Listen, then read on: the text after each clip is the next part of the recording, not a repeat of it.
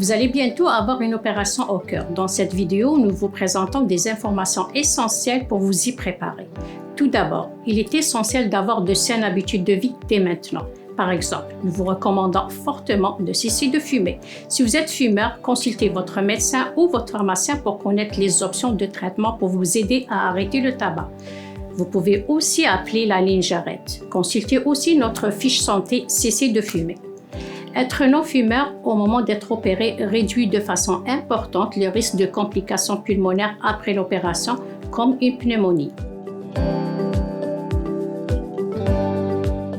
Avoir de saines habitudes de vie avant l'opération, c'est aussi bien manger. Le Guide alimentaire canadien est une très bonne ressource pour adopter une alimentation saine et équilibrée. Nous vous recommandons de limiter les aliments transformés et de manger des aliments sains et riches en protéines. Avant l'opération, pour faciliter votre retour chez vous, congelez des repas maison. Vous préparez ainsi rendant plus facile votre retour chez vous car vos capacités physiques seront limitées à ce moment-là. Par exemple, pendant 2 à 3 mois, vous ne pouvez pas soulever, pousser ou tirer plus que 2,5 kg par main, c'est-à-dire 5 livres. Ça correspond à peu près à plus qu'une 2 bouteilles de soda. De plus, durant votre convalescence, vous pouvez vous sentir fatigué rapidement. Rester actif avant l'opération est important. Ça vous permettra de garder votre autonomie après l'opération.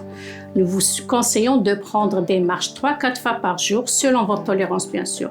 N'oubliez pas de toujours respecter vos limites lors des activités.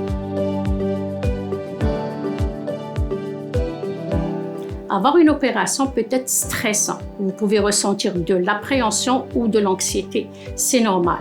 Si vous avez besoin de réduire votre stress, nous vous suggérons de faire des exercices de relaxation. Vous pouvez par exemple effectuer des exercices de respiration avec les applications suivantes: Petit Bombo, Headspace, Budify, Insight Timer, Respire Relax.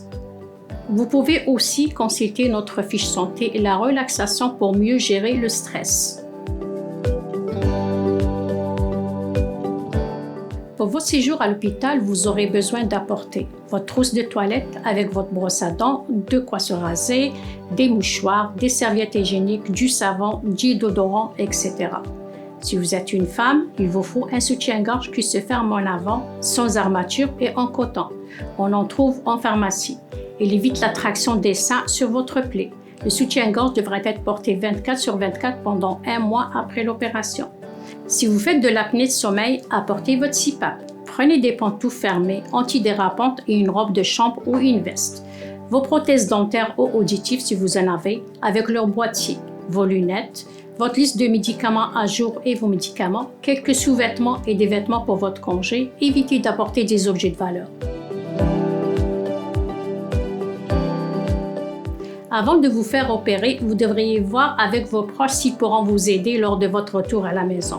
Organisez à l'avance votre retour en vous posant les questions suivantes. Qui viendra vous chercher lors de l'annonce de votre congé? À votre congé, il est possible que vous soyez dirigé vers le salon de départ pour attendre votre transport. Le transport pour le retour à votre domicile est à vos frais.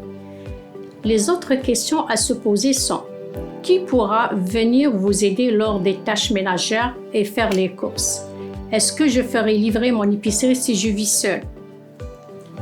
Avez-vous une personne de confiance pour vous aider si vous avez besoin d'aide à la maison? Vous serez à l'hôpital 4 à 5 jours. Qui s'occupera de votre animal de compagnie pendant ce temps-là? Est-ce que vos proches savent ce que vous souhaitez en cas de complications à la suite d'une opération?